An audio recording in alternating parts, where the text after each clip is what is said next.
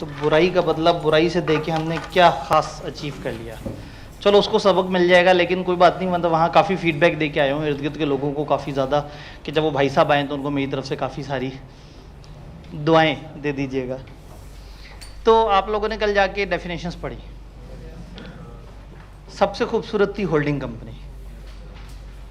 क्या है definition holding company की?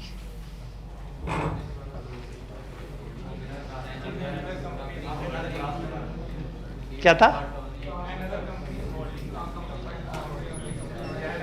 हाँ ठीक है, होल्डिंग कंपनी को सब्सिडरी के रेफरेंस में डिफाइन किया गया था, और असूलन हमें याद नहीं करनी चाहिए ये डेफिनेशन, कि मतलब वो एक कंपनी को हम होल्डिंग तभी कह सकते हैं जब in reference to it there is a subsidiary जिसकी ये होल्डिंग है। फिर सब्सिडरी की तरफ गए थे। उससे पहले भी हम लोगों ने को पब्लिक और प्राइवेट के ऊपर डिस्कशन की थी। पब्लिक कंपनी गवर्नमेंट कंपनी को कहते हैं? नहीं, गवर्नमेंट को नहीं कहते। Public sector company government company को कहते हैं, लेकिन पब्लिक कंपनी वो जिसमें लोग जब मर्जी आए जब मर्जी जाएं, यानी ओपन कंपनी है। प्राइवेट कंपनी जरा महदूद कंपनी है। तो पब्लिक कंपनी की क्या डेफिनेशन थी भला? Which is not a private company. Private company में आर्टिकल्स के मुताबिक, अपने डॉक्यूमेंट्स के मुताबिक 3 रिस्ट्रिक्शंस लगानी होती हैं। कौन सी 3? जी, 50 से ज़्यादा मेंबर्स नहीं होने चाहिए, और ये कहते हुए ब्रैकेट में खुद ही लिख देना है कि जॉइंट शेयर होल्डर उसको सिंगल काउंट करना है, और एम्प्लॉइज़ को काउंट नहीं करना, मेंबर्स को काउंट करना है। सीधी सी बात है। एक शर्त, शेयर ट्रांसफ़र करने के ऊपर रिस्ट्रिक्शन होगी, और बाहर के लोगों को इनवाइट नहीं कर सकते कि आओ हमारे शेयर, डिबेंचर, फलाना कैपिटल, किसी भी किस्म के कैपिटल के लिए बाहर के लोगों को हम इनवाइट नहीं कर सकते। ये 3 रिस्ट्रिक्शन जिस कंपनी पे हम लगाएंगे वो कहलाएगी प्राइवेट कंपनी। प्राइवेट कंपनी की कोई और स्पेशल किस्म भी है, वो क्या है? Single member company. उसमें क्या खास बात होती है? एक बंदा 100% ऑफ द शेयर्स उसी बंदे के पास होते हैं। ठीक हो गया। पब्लिक कंपनी के अंदर 2 कैटेगरीज थी, लिस्टेड और अनलिस्टेड। लिस्टेड क्या चीज़ थी? जिसकी शेयर, सिक्योरिटीज़ और इस तरह की चीज़ें स्टॉक एक्सचेंज पे ट्रेड होती हों। वो कंपनी जो चाहती है कि जनरल पब्लिक ज़्यादा से ज़्यादा उसमें इन्वेस्ट करे, वो अपने आप को लिस्ट करवाते हैं स्टॉक एक्सचेंज पे, और स्टॉक एक्सचेंज में उनके शेयर्स में खरीदो फरोख्त जारी रहती है। ठीक है। अनलिस्टेड कंपनी, जिसके शेयर इस तरह से नहीं होते। पब्लिक, प्राइवेट और इनकी कैटेगरीज, इसमें कोई कन्फ्यूजन, कोई सवाल? सबको सारी बातें क्लियर हैं? At the time of registration आपको 2 बातें बतानी होती हैं। नंबर 1 में उन 3 तरह की लाइबिलिटीज़ में से कौन सी वाली कंपनी हो, और नंबर 2 हम प्राइवेट बन रहे हैं या हम प्राइवेट नहीं बन रहे। क्योंकि अगर आप प्राइवेट नहीं बन रहे तो ऑटोमेटिकली आप पब्लिक। तो आपको जब कंपनी बनाते हैं और एक सर्टिफिकेट मिलता है ना, तो उस पर ये 2 स्टेटस लिखे होते हैं कि आपका पब्लिक इन्वॉल्वमेंट के हिसाब से कौन सा स्टेटस है, और आपका टाइप ऑफ लाइबिलिटी के हिसाब से कौन सा स्टेटस है। तो ये at the time of registration होता है। फिर होल्डिंग कंपनी और सब्सिडरी कंपनी, ये at the time of birth नहीं होता। ये आगे जाके कोई एक कंपनी दूसरे में पावर हासिल कर लेती है। तो ये एक ऐसा स्टेटस है जो आज है तो कल नहीं है, तो परसों हो सकता है दोबारा हो जाए। ये परमानेंट स्टेटस नहीं है, ये स्टेटस है इन्वेस्टमेंट या पावर की वजह से। पीछे वाली सारी बात क्लियर है? होल्डिंग सब्सिडरी आपने देखा, एक कंपनी को सब्सिडरी बनाने के 2 डायरेक्ट तरीके थे और एक थोड़ा सा घुमा हुआ तरीका था, जो नीचे नोट्स में लिखा हुआ था। मैंने यहाँ आपको 3 तरीके बताए थे। एक कंपनी को सब्सिडरी बनाने के 3 तरीके। जी किबला, कौन से 3 तरीके? जी, एक कंपनी आप चाहते हैं आपकी कंपनी उसे सब्सिडरी बना ले, क्या क्या कर सकते हैं आप? कोई तो तरीका होगा। आपकी कंपनी, आप होल्डिंग बनना चाह रहे हैं, सामने कंपनी नज़र आ रही है, आप कह रहे हैं इसको मैं पकड़ लूँ, ये इस पर झपट्टा मार लूँ, 50% से ज़्यादा शेयर्स खरीद ले अगर इनकी कंपनी उस कंपनी के, चाहे खुद से चाहे अपनी और सब्सिडरीज और अपनी और कंपनियों के साथ मिलजुल के, अगर एक कंपनी दूसरे के आधे से ज़्यादा शेयर्स, वोटिंग पावर वाले शेयर्स परचेज कर ले, तो वो दूसरी कंपनी इसके मातहत आ जाती है, उसकी सब्सिडरी बन जाती है। कोई दूसरा तरीका? 50% से ज़्यादा डायरेक्टर्स को कंट्रोल करने की पावर आ जाए, इसको हम कहते हैं कंपोजिशन ऑफ डायरेक्टर्स। अगर आप कंट्रोल कर सके, उनकी हायरिंग, फायरिंग, अपॉइंट करना और निकालना अगर आपकी पावर में आ जाता है, तो इसका मतलब है उस कंपनी के डायरेक्टर्स में से आधे से ज़्यादा आपके इख्तियार में है। तो जब आपके इख्तियार में है तो उस कंपनी की डिसीजन मेकिंग में आप इन्वॉल्व है। तो सब्सिडरी बनाने का दूसरा तरीका है कि डायरेक्टर्स की कंपोजिशन में एंटर हो जाए। तीसरा तरीका,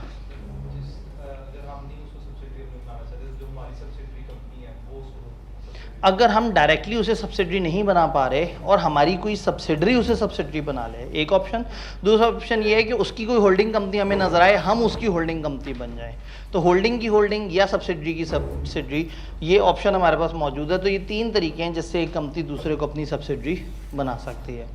जो शेयर होल्डिंग वाला रूल है, इसमें हम खुद भी इन्वेस्टमेंट कर सकते हैं और किसी और की इन्वेस्टमेंट भी साथ ऐड होगी। वो कौन होगा? अगर हमारी ही कोई और सब्सिडरी कंपनी है, तो मेरे पास कुछ शेयर्स, कुछ मेरी सब्सिडरी के पास हैं किसी कंपनी के, हम दोनों के टोटल शेयर मिला के 50% क्रॉस कर गए, तो वो वाली कंपनी हमारी सब्सिडरी बन जाएगी। इस होल्डिंग सब्सिडरी के अंदर कोई कन्फ्यूजन? जी, एक कंपनी एक वक्त में किसी की होल्डिंग है और किसी की सब्सिडरी है, ऐसा हो सकता है। इवन एक कंपनी पे एक वक्त में 2 होल्डिंग्स भी हो सकती हैं। ये अलग अलग स्टेटस है, एक मेंबर्स की मीटिंग के लिए और एक डायरेक्टर्स की मीटिंग के लिए। जी, कोई कंफ्यूजन? होल्डिंग सब्सिडरी क्लियर है? इसी कॉन्सेप्ट को समझते हुए हमने पब्लिक सेक्टर कंपनी देखा था। अगर मैं पब्लिक कंपनी के फ़ौरन बात कराता तो शायद इतने आराम से बात समझ ना आती, लेकिन जब चूंकि होल्डिंग सब्सिडरी का कॉन्सेप्ट समझ आया था, तो मैंने आपसे कहा पब्लिक सेक्टर कंपनी तकरीबन ऐसे ही है जैसे गवर्नमेंट की कोई सब्सिडरी हो। तो हमने देखा था कि गवर्नमेंट खुद या उनकी कोई एजेंसी या उनकी कोई स्टैट्यूटरी बॉडी किसी भी किस्म की अगर शेयर्स रखती है, कितने? 51%। इसको मोर देन 50% नहीं कहना, 51% कहना है। तो 51% शेयर्स अगर एक्वायर कर ले एक गवर्नमेंट का कोई इदारा, गवर्नमेंट इटसेल्फ किसी कंपनी में, तो वो कंपनी बन जाएगी पब्लिक सेक्टर कंपनी। कोई और तरीका? अगर उस कंपनी के डायरेक्टर्स अपॉइंट करने की पावर आपके पास बाय द वे आ जाए किसी भी तरीके से, तो वो कंपनी आपकी पब्लिक सेक्टर कंपनी बन जाएगी जो गवर्नमेंट कंट्रोल कर रही है, जैसे गवर्नमेंट या गवर्नमेंट की एजेंसी या गवर्नमेंट का कोई इदारा। एक एक्सेप्शन नीचे करके दी हुई थी। उन्हें अचानक से याद आया कि हमारा SCCP भी तो मुख्तलिफ तरह की कंपनियों के अंदर डायरेक्टर बिठा रहा होता है उनको मॉनिटर करने के लिए। तो ऐसा ना हो कि उसके बिठाए हुए डायरेक्टर्स की वजह से वो इदारे को हम ज़बरदस्ती गवर्नमेंट का इदारा कह दें। तो उन्होंने कह दिया कि अगर स्टॉक एक्सचेंज के बोर्ड पर कुछ डायरेक्टर बिठाए हों या किसी और इदारे के बोर्ड पर डायरेक्टर बिठाए हों, तो उससे वो इदारा खुद ब खुद पब्लिक सेक्टर नहीं बनेगा। बस ये एक्सेप्शन हमने अलग से याद रखनी है। ये एक्सेप्शन उन्होंने बता दी, लेकिन वो केसेस नहीं बताए कि क्यों SCCP ऐसा करता है, क्या है। मज़े की बात है, SCCP कौन है अभी तो हमने उसके ऊपर भी बात करनी है। कोई कन्फ्यूजन? डेफिनेशन है, हूबहू याद करना है। जो फजूल बातें थी वो सारी हमारी ख़त्म हो गई, जो हमारा रट्टे वाली चीज़ें थी मैक्सिमम वो निमट गई। अब दोबारा लॉजिकल बातें शुरू होने लगी हैं। तैयार हैं? पक्का? तो फिर तो टाइम बहुत है हमारे पास। मैं भी सोच रहा था जुम्मे वाले दिन कम टाइम होगा। चलिए, आज का टॉपिक अगर पढ़ लिया तो जिस तरह से उस दिन शरारत की थी, आगे से एक सेक्शन पकड़ लिया था, आज भी थोड़ा आगे से जाके एक आधा और सेक्शन पकड़ लेंगे। अपना क्या जा रहा है? अच्छा है, टेस्ट में भी शामिल हो जाएगा। मज़ेदार टेस्ट। क्या बात कर दी सर? कब, कैसे, कौन सा? ऐसे तो नहीं। जो हमें जानते हैं, हमारे पैटर्न को जानते हैं, उन्हें पता है कि मंडे हमेशा एक खूबसूरत दिन होता है। मंडे को एक प्यारा सा टेस्ट होता है, चैप्टर नंबर 1 टिल डेट।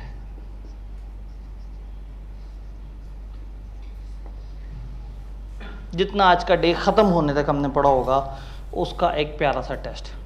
और लास्ट टाइम आखिरी महीने में आपको एहसास हुआ होगा कि अगर आपने टेस्ट सही से दिए होते तो आपकी राइटिंग बेहतर हो गई होती। और याद है, इस दफ़ा एडमिशन लेते वक्त और पिछले पेपर देने के बाद हॉल से बाहर निकलते वक्त आपने एक वचन लिया था अपने आप से कि मैं माजी की गलतियां रिपीट नहीं करूँगा। अब इस वचन पे कायम रहना है, माजी की गलतियां रिपीट नहीं करनी। जेन्युइनली वो टेस्ट हमेशा फ़ायदा देते हैं। आपको पता भी नहीं लगता, साथ साथ हल्की हल्की सी तैयारी होती चली जाती है। पता भी नहीं लगता आपकी राइटिंग हर अगले टेस्ट में पिछले टेस्ट की निस्बत बेहतर होती जा रही होती है। ये वो ज़बरदस्ती की प्रैक्टिस है जो ऑटोमेटिकली हो जाती है और आपको को अलग से टाइम नहीं देना पड़ता, घर में स्पेशल टाइम नहीं निकालना पड़ता। बस क्लासेस के साथ फ्लो में बस आप अपनी तरफ से क्लास के लिए आए होते हैं, आपके सामने एक टेस्ट होता है, आप टेस्ट को करते हैं, आपकी राइटिंग इंप्रूव होती है, उस पर कौन सी सजाएं मिल जाती हैं। तो अल्टीमेटली इस दफ़ा के भी सारे टेस्ट और सारा कुछ मिला के अगर आप टेस्ट देते रहे तो मोस्ट प्रॉब्ली आपके 80-90 के करीब सवाल तो क्लास में हो जाएंगे हाथ से। इतने सवाल बहुत होते हैं थ्योरी में अगर हाथ से कर लिए जाए। और मैं कोशिश करूँगा कि जो रीसेंट पेपर है उसके सवाल भी बीच में मिक्स हो, जो कि आपकी किताब में प्रैक्टिस में नहीं होता क्योंकि उसका सोल्यूशन नहीं आया होता, बाकी चीज़ें। तो मंडे को एक खूबसूरत सा टेस्ट, और जो लोग पहले से नहीं जानते, ज़्यादातर लोग तो पहले से जानते हैं, बी लॉ और सी लॉ के केस में हम लोगों को ज़्यादा तकलीफ़ नहीं देते। तो बी लॉ और सी लॉ में सैटरडे ऑफ होता है, यानी सुकून ही सुकून। खुदा ना खासा सैटरडे ऑन कर लिया तो आपका सिलेबस नवंबर में ख़त्म हो सकता है। तो मैं चाह रहा हूँ कि हम उस तरफ ना जाएं और हम इस तरफ, ये हमारी किताब का मैंने आपको बताया था दूसरा तीसरा बड़ा चैप्टर है, तीसरा कालबंद बड़ा चैप्टर। और अगर ये हम इसको 2 वीक्स में स्प्रेड करके कर लेते हैं तो बाकी चैप्टर्स के साथ क्या होगा? बीच में 1 हफ्ता मैंने 2 चैप्टर्स के लिए भी रखा हुआ है। ये इसके बाद सेकंड चैप्टर करेंगे, उसके बाद 2 चैप्टर ऐसे हैं जो हम 1 वीक में करेंगे। 1 वीक मतलब 4 दिन में करेंगे। कितना मज़ा आएगा। तो आपने साथ साथ चलना है, कोई बहुत तूफ़ानी रफ्तार नहीं होगी हमारी, लेकिन सिलेबस छोटा होने की वजह से हमें एड मिल जाएगा और हमें एड पे रिवीजन के लिए एक अच्छा टाइम मिल जाएगा, जिसको आप लोग छुट्टियां कहते हैं ना, तो रिवीजन के लिए अच्छा टाइम मिल जाएगा। चलें जी आगे चलते हैं। अब हम बात करते हैं अथॉरिटीज़ की। अथॉरिटीज़,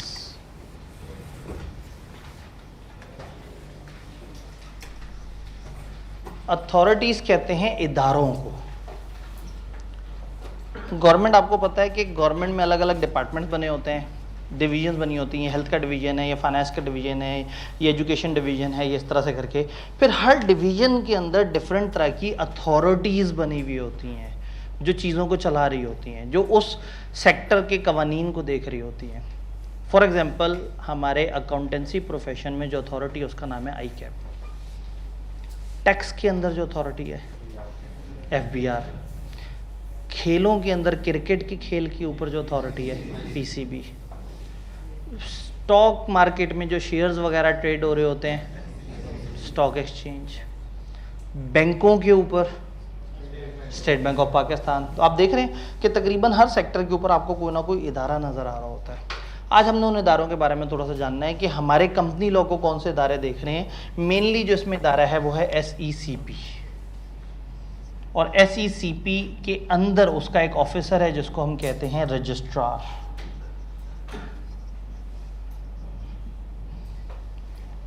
SECP रजिस्ट्रार, जैसे FBR और उसका कमिश्नर, जैसे PCB और उसका चेयरमैन, जैसे कॉलेज और उसका प्रिंसिपल, वैसे ही SECP और रजिस्ट्रार। रजिस्ट्रार एक इंसान है और SECP एक इदारा है। SECP stands for securities and exchange commission of Pakistan. Pakistan में जितने भी शेयर, स्टॉक, कंपनियां, कॉरपोरेट दुनिया, इससे रिलेटेड जितने भी मामला हैं उनको SECP डील करता है। इंश्योरेंस कंपनियां भी इनके अंडर आती हैं, ये जो हमारी कंपनी लॉ वाली कंपनी है वो भी इनके अंडर आती हैं। स्टॉक एक्सचेंज के बहुत सारे मसलों मसाइल में ये स्टॉक एक्सचेंज नामी इदारे के साथ मिलके भी काम कर रहे होते हैं, उनके बोर्ड पे अपने लोग भी बिठाए हुए होते हैं। तो SECP पाकिस्तान के अंदर इन सारी चीज़ों को देखता है, इवन मुदारबा कंपनीज और उनको भी काफ़ी हद तक रेगुलेट करता है। फिर जिस तरह से बैंकिंग कंपनी होती है, इस तरह की कुछ और कंपनियां होती हैं जो बैंक नहीं होते लेकिन फाइनेंस का काम कर रहे होते हैं, वो कहलाती हैं non banking finance companies. SECP इन सबको डील करता है। तो अगर कोई आपसे पूछे जी SECP क्या और उसके क्या राज़ो मकासद हैं, तो जो मर्जी गप मार दें, सही कह रहे होंगे आप।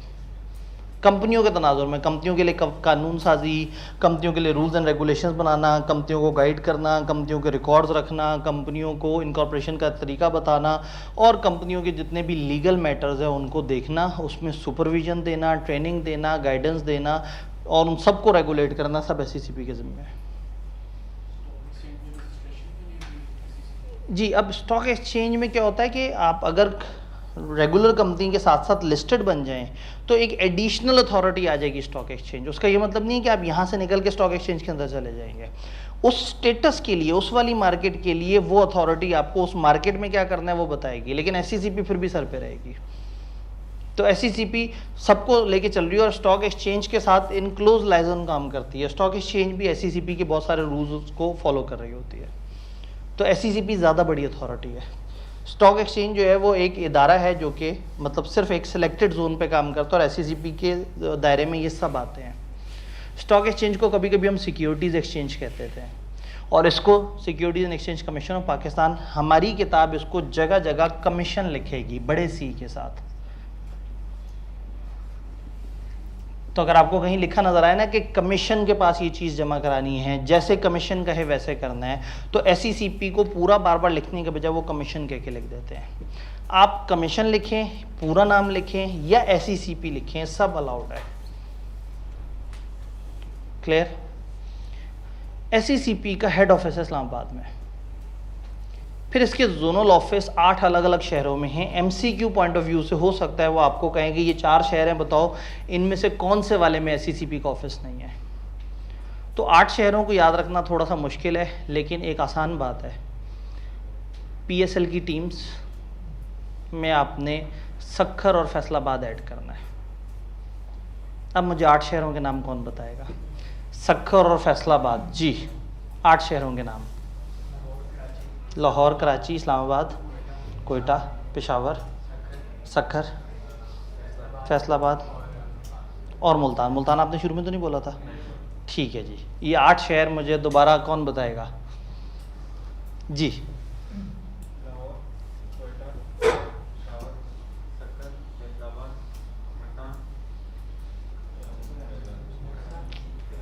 मैं तरतीब आगे पीछे की खुद फंस गए। पहले PSL पूरा कर देते, एंड पे ये 2।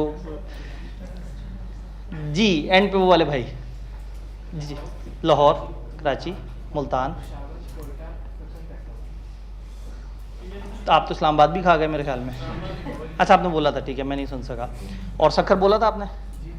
ठीक है, 8 नाम एक दफ़ा बस, आखिरी दफ़ा।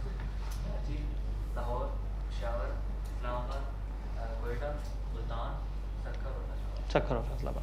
तो ये 8 शहर हैं जिनमें जोनल ऑफिस हैं और इस्लामाबाद में हेड ऑफिस भी है। तो हो सकता है छेड़ने वाला MCQ में छेड़े कि बताओ SECP की कितने ऑफिसेज हैं। ऑप्शन 7 हो, 8 हो और 9 हो, और आप 8 पे टिक करते हैं और एग्जामिनर कहे कि बच्चों ने हेड ऑफिस तो गिना ही नहीं। तो एक हेड ऑफिस, एक ऑफिस और 8 जोनल ऑफिस हैं SECP के। इस्लामाबाद में फिर 2 ऑफिस हो गए, एक हेड ऑफिस भी हो गया, एक जोनल ऑफिस भी हो गया। और किन किन इदारों को डील करती है? कमती लॉ वाली कंपनियों को, इंश्योरेंस कंपनियों को, मुदारबा कंपनियों को, और मैंने आपको बताया था जो बैंकिंग नहीं होती लेकिन फाइनेंस का काम करती हैं वो कहलाती हैं नॉन बैंकिंग फाइनेंस कंपनीज। इनको और उसके अलावा इस पूरी दुनिया को, जो शेयर्स वगैरह की पूरी दुनिया है, जहाँ जहाँ भी सिक्योरिटीज़ का जिक्र है, SECP उन सबको डील करता है। SECP क्लियर है? एक दफ़ा किताब से SECP के बारे में थोड़ा सा देख लेते हैं कि किताबों में क्या बता रही है, ताकि इंग्लिश भी आपकी साथ साथ कवर होती जाए।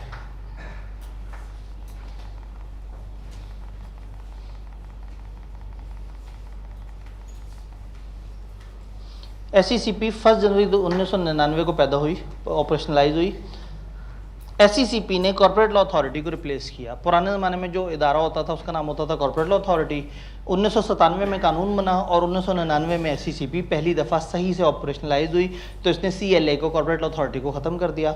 हेड ऑफिस फेडरल कैपिटल में है और 8 रीजनल ऑफिस हैं, एक फेडरल कैपिटल यानी इस्लामाबाद में, 4 प्रोविंशियल कैपिटल्स यानी कि हर प्रोविंस का जो मेन शहर है, 3 अदर मेजर सिटीज़ में, मुल्तान, फैसलाबाद और सक्खर। तो किताब ने तो कुछ इस तरह से बताया है, लेकिन आपके पास ज़्यादा मज़ेदार टोटका है कि PSL में आपने सक्खर और फैसलाबाद ऐड करना है। SECP has been given lot of power under companies act. बड़ा प्यारा जुमला है, ये ना भी हमें बताते तो ऑब्वियसली एक अथॉरिटी है तो पावर तो होगी उसके पास। SECP regulate the affairs of companies, insurance companies, banking companies, मुदारबाज and non banking finance companies. कोई दिक्कत तो नहीं?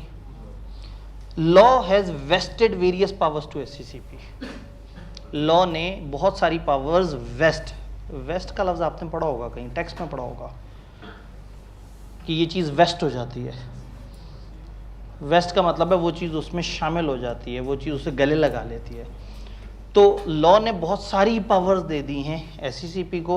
SECP की पावर्स कंपनीज एक्ट से तो आती है, उसके अलावा SECP एक्ट 1997 और इस तरह की और चीज़ें भी उसे पावर देती हैं। तो ये वाला जुमला, ये जुमला और ये जुमला तो यही कहना चाह रहा है कि इसके पास बहुत सारी पावर्स है। तो सिर्फ जो जुमला नया नज़र आया वो ये, और कौन से शहरों में उसका ऑफिस है टेक्निकली, और MCQ के पॉइंट ऑफ व्यू से चलो आपको 1999 का पता होना चाहिए। डन। फिर आता है रजिस्ट्रार। जब रजिस्ट्रार पे आते हैं ना तो परेशान हो जाते हैं। आपको पता है गवर्नमेंट में अलग अलग सीटों के अलग अलग नाम होते हैं, एक ही सीट पे भी कई दफ़ा अलग अलग नाम होते हैं। एक सवाल पूछता हूँ, इतने सारे सियाने लोग मौजूद हैं, डीएसपी और एएसपी में ज़्यादा बड़ा कौन होता है? हाँ जी, कुछ लोगों ने कहा डीएसपी, कोई एएसपी भी कह रहा है। कह दें अगर आपको लग रहा है, हो सकता है सही कह रहे हो। तो अगर आप सर कह रहे हैं तो बड़ा ही होता होगा, एएसपी बड़ा होता है। मैं उम्र में नहीं, ओहदे के हिसाब से बात कर रहा हूँ। डीएसपी और एएसपी में दोनों सेम रैंक पे होते हैं। डीएसपी आता है नीचे से मेहनत करके आहिस्ता आहिस्ता तरक्कियाँ करते करते पूरे एक्सपीरियंस पे। एएसपी आता है मुकाबले के इम्तिहान से, सीएसएस वाले रूट से।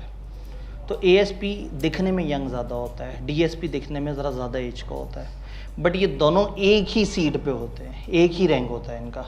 यानी कि गवर्नमेंट ने एक ही रैंक पे भी दो अलग नाम इस्तेमाल किए हैं, उस रूट से आने वाले बंदे के और उस रूट से आने वाले बंदे के। तो आपने सुना होगा एफबीआर में, टैक्स तो पढ़ के आए हैं, रिकवरीज असेसमेंट में, तो आपने कमिश्नर के साथ काफ़ी सारे वर्ड्स जुड़े हुए सुने होंगे, फलाना कमिश्नर, फलाना क्या क्या सुना था? Commissioner, commissioner inland revenue, assistant commissioner, collector, additional commissioner, assistant commissioner, deputy commissioner. तो एक ही कमिश्नर के साथ बहुत सारे रैंक लग जाते हैं। तो रजिस्ट्रार भाई साहब का भी यही मामला है कि इतने सारे रैंक्स पे अलग अलग रजिस्ट्रार हैं। अब ये बेचारे फंस गए कंपनीज एक्ट। इन्होंने सोचा कि अगर हम टैक्स की तरह करें कि जी रिकवरी के लिए पहले आपको एडिशनल कमिश्नर के पास जाना पड़ेगा, फलाना के लिए डिप्टी कमिश्नर के पास जाना पड़ेगा, फलाना के लिए, अगर एक ही दफ़ा लॉ में लिखा होता कि कमिश्नर के लफ्ज़ का मतलब है जो भी उस इलाके पे आपको लगता है कमिश्नर, वो कमिश्नर, चाहे उसका जो मर्जी नाम हो।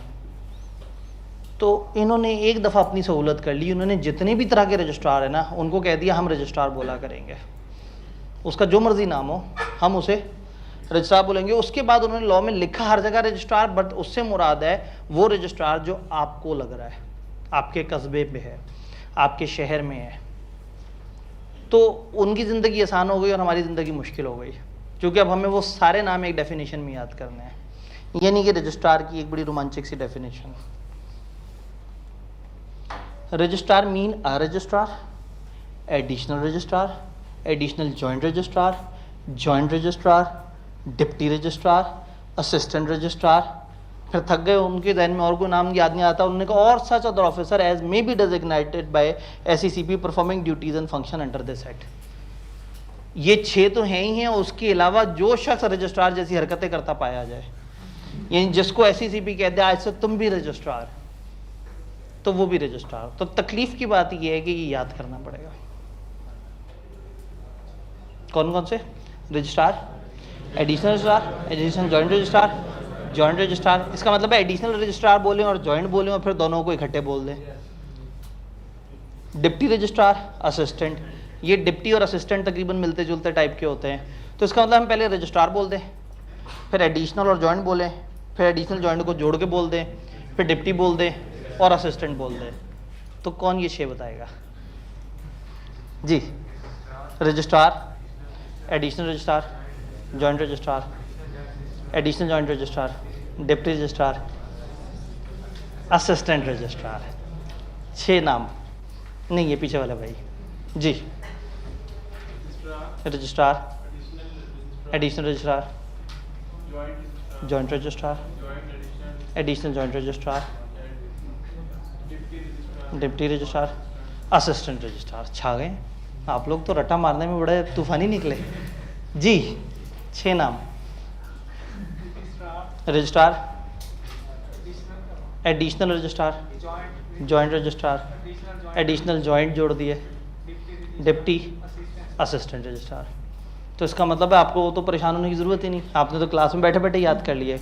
और एंड पे फिर थक के कह देना और such other person performing such duties and function under SECP, जिसको एसईसीपी कह दे या इस तरह से करके तो रजिस्ट्रार रजिस्ट्रार है, एडिशनल रजिस्ट्रार है, एडिशनल जॉइंट रजिस्ट्रार है, जॉइंट रजिस्ट्रार है, डिप्टी रजिस्ट्रार है, असिस्टेंट रजिस्ट्रार है, और such other officer as may be designated by SECP performing duties and function under this act.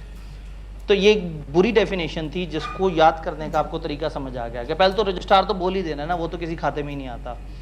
उसके बाद वो 2 बोले, फिर तीसरा उनको जोड़ के बोला, और फिर 2 छोटे वाले जो हैं असिस्टेंट और डिप्टी, उनका नाम ले दिया। मेरा दिल कर रहा है फिर से तजर्बा करो। सबसे एंड पे जो भाई हैं वो वाले भाई, 6 नाम पुकारने हैं आपने, registrar, additional joint, additional joint, deputy,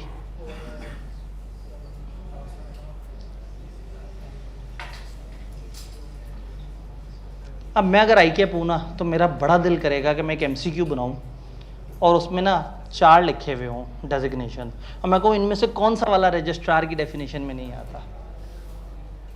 तो इस तरह की चीज़ें रट्टे के तौर पे MCQ में भी पूछी जा सकती है, और पेपर में वैसे भी अगर वो रजिस्ट्रार के गराज़ो मकासद भी पूछें 3-4 नंबर के, और आपको लगे कि नंबर ज़्यादा है और लिखने वाला कम है, तो रजिस्ट्रार की डेफिनेशन तो जेब से निकाल के डाल ही दे वहाँ पर। ये करता क्या है रजिस्ट्रार? ये एससीसीपी तो ओवरऑल इदारा है ना जिसको पावर मिली हुई है, कानून बनाएगा फलाना फलाना। जैसे ये कंपनीज एक्ट है, ये एससीसीपी ने बनाया है, डेलीगेटेड लेजिस्लेशन, मैंने आपको पहले बताया था। तो registrar is that officer of SCCP जो एससीसीपी के अंडर कंपनियों के साथ राब्ते में है। कंपनियों ने सालाना अकाउंट जमा कराने, रजिस्ट्रार के पास। अपनी रिटर्न जमा करानी है, रजिस्ट्रार। टैक्स रिटर्न नहीं, एनुअल रिटर्न एक कंपनी लॉ के अंदर होती है।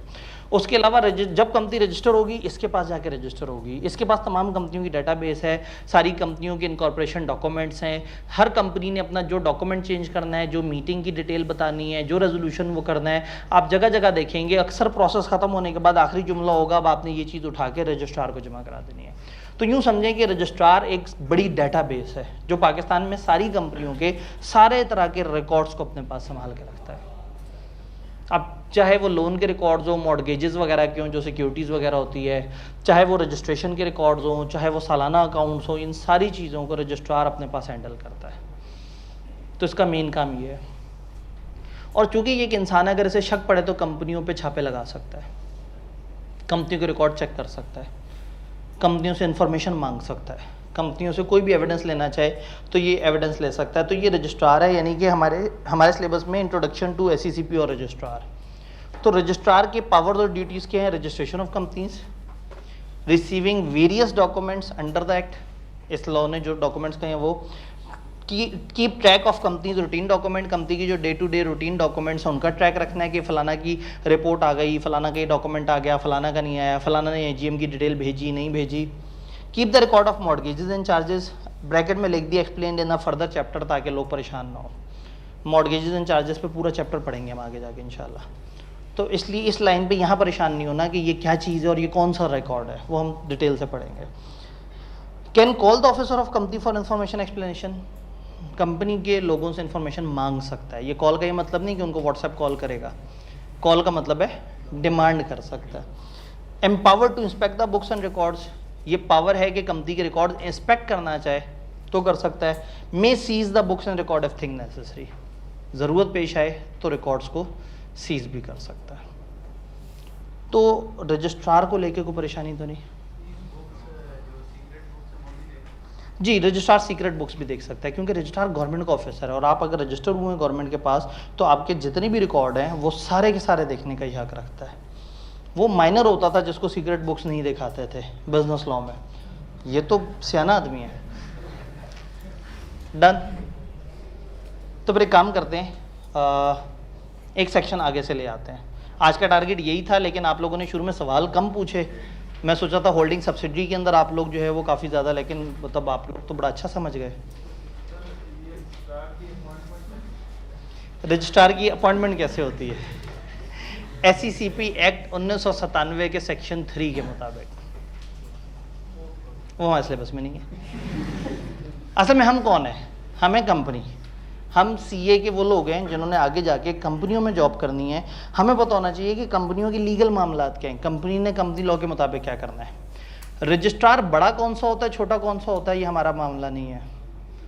कौन सी चीज़ किस रजिस्ट्रार के पास जाती है वो हमारा मामला नहीं है। रजिस्ट्रार की ऑफिस में अपॉइंटमेंट कैसे होती है, उसका सिलेक्शन कैसे होती है, एक रजिस्ट्रार कितने अरसे तक सीट पे रहता है, ये सब हमारा मसला ही नहीं है। हमारे सिलेबस में क्या सिर्फ इंट्रोडक्शन होना चाहिए कि ये 2 तरह के नाम है, जगह जगह इस्तेमाल होंगे। तो इसके अलावा जो है वो तो भाई ने टाइम गुजारने की जो कोशिश की वो थोड़ी सी नाकाम हो गई, हमें आगे चलना पड़ेगा। तो हमने इस पर नहीं परेशान होना, छोटी छोटी सी डेफिनेशन है बीच में, उनको इग्नोर करते हुए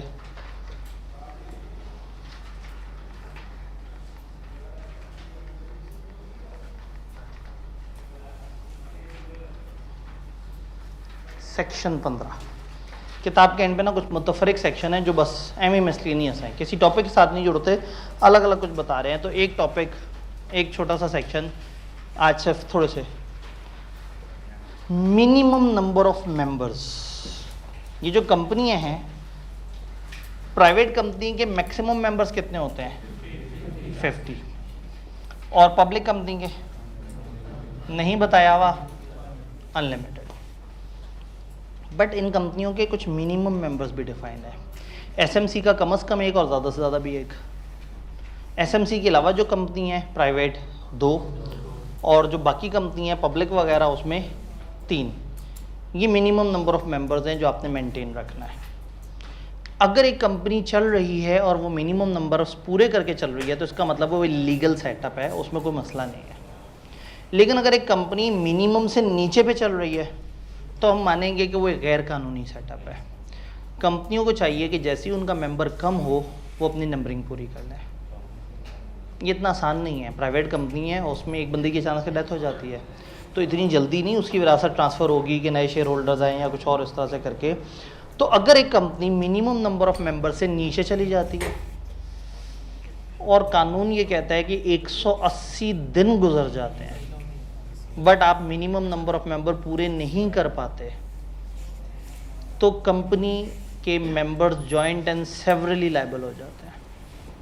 यानी यूँ समझे कि वो जो कंपनी के ऊपर छतरी थी ना लिमिटेड लायबिलिटी की, वो ख़त्म हो जाती है, और वो लोग जो कंपनी को चला रहे थे ये जानते हुए कि मिनिमम से हम नीचे चले गए हुए हैं, उन लोगों के ऊपर जिम्मेदारी आ जाती है। लायबिलिटी तब डलेगी जब कंपनी ने कोई उस दौरान कोई लोन लिया होगा या कुछ और। इसका मतलब है कि वो जो टेन्योर एक दिन अचानक से मिनिमम नंबर ऑफ मेंबर से नीचे चले गए, फ़र्ज़ करें 2 जनवरी को मिनिमम नंबर ऑफ मेंबर से नीचे चले गए, तो यहाँ से आगे 180 दिन गुजरेंगे। अगर 180 दिन गुजर गए और नंबरिंग पूरी नहीं हुई तो अब स्टार्टिंग फ्रॉम दिस टाइम जितने भी लायबिलिटीज़ हैं वो जॉइंट एंड सेवरल हो गई। पहले वो जॉइंट एंड सेवरल नहीं थी, वो कंपनी की लायबिलिटीज़ थी। कंपनी नहीं देगी तो फिर केस होगा, फिर वाइंडिंग अप होगी या जो भी होगा, और मेंबर्स को मैक्सिमम लायबिलिटी होगी लिमिटेड लायबिलिटी। बट इस केस में क्या हो रहा है, joint and several unlimited liability हो जाएगी इस दौरान लिए गए लोन्स की, पीछे की बात नहीं हो रही। पीछे के लोन्स के लिए वो लिमिटेड लायबल है। तो अगर एक company for some reason minimum number of member से नीचे चली गई और 180 दिन तक वो ऑपरेट करती रही, तो जैसे 181वां दिन आएगा हम उसको गिल्टी मान लेंगे, और 181वें दिन से काउंट अब शुरू नहीं होगा। अब हम डे 1 से देखेंगे कि इस टेन्योर में जब तक उन्होंने अपने नंबर पूरे नहीं किए और ये तादाद 180 से ऊपर है, तो इस दौरान होने वाले लोन्स, इस दौरान होने वाली लायबिलिटीज़ के लिए ये सारे member joint and severally liable हैं। इनसे अकेले अकेले भी रिकवर किया जा सकता है, कलेक्टिवली भी किया जा सकता है, और अनलिमिटेड लायबिलिटी हो जाएगी। लिमिटेड लायबिलिटी इनकी ख़त्म हो जाएगी। नंबर पूरे कर लें तो जिस दिन पूरे कर लिए वहाँ से आगे लिमिटेड, लेकिन जो डिफ़ॉल्ट वाला टाइम है इस दौरान हुए हुए जो लायबिलिटीज़ हैं वो उनको भुगतनी पड़ सकती हैं अगर उनके क्रेडिटर को पता लग जाए कि ये इस दौरान पर्सनली लायबल थे।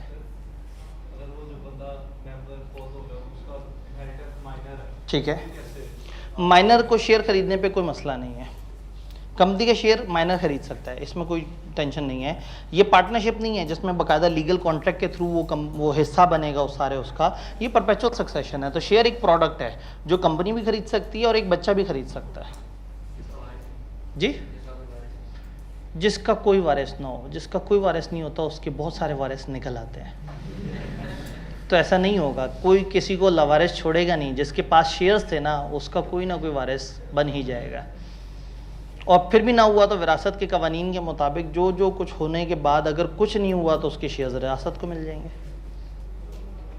अगर कोई ना मिला। वैसे तो ये मुश्किल है कि एक बंदे के पास कुछ एसेट्स हों, थोड़े से भी हों, और उसका वारिस कोई ना हो, ठीक है, तो वो दूर का कोई ना कोई वारिस अचानक से आ ही जाएगा। बात समझ आई? इस सारे में ना एक अजम्पशन है, बड़ी मजाकिया सी अजम्पशन। वो ये कहते हैं कि इन लोगों को पेनल्टी या तब होगी पर्सनल लायबिलिटी जब इन्हें पता हो कि हम कम नंबर्स पे ऑपरेट कर रहे हैं। अब सोचें प्राइवेट के मिनिमम कितने होते हैं? 2। एक मर गया और 180 दिन तक वो बंदा हर दिन अपनी कुर्सी पे बैठ के गोल गोल घूमता था और सामने वाले को अक्सर कहता था एक चाय आपकी एक मेरी, और वो सामने वाली कुर्सी खाली थी और 180 दिन तक खाली रही और उसे पता ही नहीं लगा। तो ये एक बड़ी अजीब सी अजम्पशन है, लेकिन बहरहाल अगर उसको ना पता हो तो फिर उस पर लायबिलिटी नहीं है। कानून ने उसे चोर रास्ता दे दिया कि वो साबित कर दे कि मुझे नहीं पता था। हो सकता है कह दे मेरी इसकी नाराज़गी चल रही थी, हम साल में सिर्फ एजीएम वाले दिन मिलते थे, ये दूसरे मुल्क गया और मर गया, ना इसके रिश्तेदारों को पता लगा ना कुछ और, मुझे तो अब आगे पता लगा है, अब सोयम पे कुल पे 40वें पे नहीं जा सका, मैं इसकी बरसी पे जाऊंगा, तो चूंकि मुझे अब पता लगा है तो इसलिए मैं मासूम हूँ। तो यहाँ लॉ ने थोड़ा सा एक रास्ता दे दिया है। तो if number of members of companies reduce below minimum number of members, और वो क्या होते हैं? प्राइवेट कंपनी उन्होंने बताया 2, और प्राइवेट कंपनी कहते हुए लिख दिया other than single member company. उन्होंने कहा ऐसा ना हो कि सर कहें प्राइवेट कंपनी के 2 होते हैं और आप अचानक से मचल के कहें सर आपने तो कहा था सिंगल मेंबर कंपनी भी प्राइवेट होती है। तो इसलिए उन्होंने खुद ही कह दिया कि एसएमसी की बात नहीं हो रही, बाकी प्राइवेट कंपनियों की बात हो रही है 2, और अदर कंपनियों के 3। ये and the company carries on business for more than 180 days. इस नंबर से नीचे चले जाएं, शर्त नंबर 1। शर्त नंबर 2, 180 दिन से ज्यादा के लिए बिजनेस करें। Every person who is a member during the time that it so carries on business after those 180 days, तमाम वो लोग जो कि मेंबर हैं और ये 180 दिन गुजरने के बाद भी इस वक्त मेंबर हैं, उनके साथ क्या होगा? shall be severally liable for payment of whole debts of company। Company के सारे डेट्स के लिए होंगे कॉन्ट्रैक्टेड ड्यूरिंग दैट टाइम। उस दौरान जो कॉन्ट्रैक्ट्स हुए हैं, उस दौरान जो डेट्स हुए हैं, वो उनके लिए लायबल होंगे।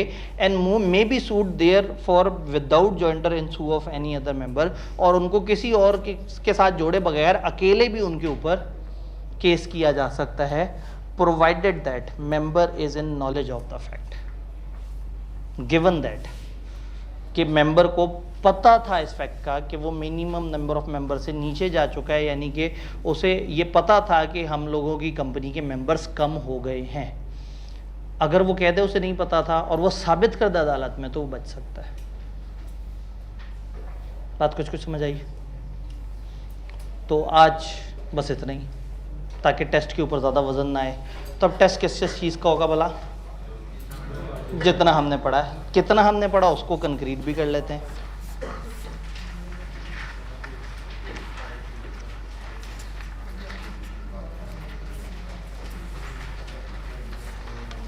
पहले 5 सफ़े में सबसे एंड पे एक डेफिनेशन दी हुई है, उसको छोड़ के।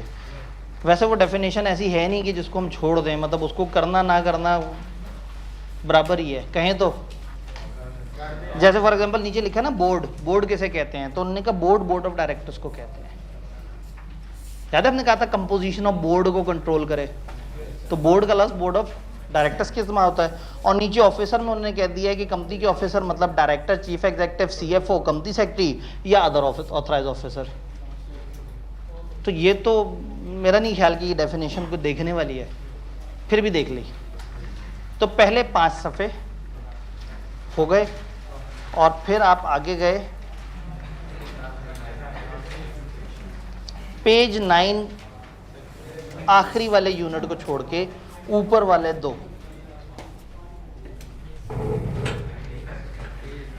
सॉरी ये ऊपर वाला 1 और अगले पेज पे ऊपर वाला होगा, फिर नीचे वाला। ठीक है, पेज 9 पे सबसे ऊपर वाला टॉपिक और पेज 10 पे सबसे नीचे वाला टॉपिक। तो खूबसूरत सा टेस्ट 5 सफ़े। और अगेन बीलो में तो ये होता है ना कि ज़रा पहला पहला टेस्ट है, हल्का रखा जाए, लोगों को आहिस्ता आहिस्ता समझ आए। अब आप लोगों को लॉजिकल टेस्ट की तो आदत है ही, तो पहले ही टेस्ट टेढ़ा क्यों ना रखें, थोड़ा सा तो मज़ा आए। चले हम कोशिश करेंगे कि उसको बहुत आसान ना रखें, दरमियाने लेवल पे हो। ठीक है जी। तो मंडे को इंशाल्लाह ताला आप ये टेस्ट दे रहे होंगे।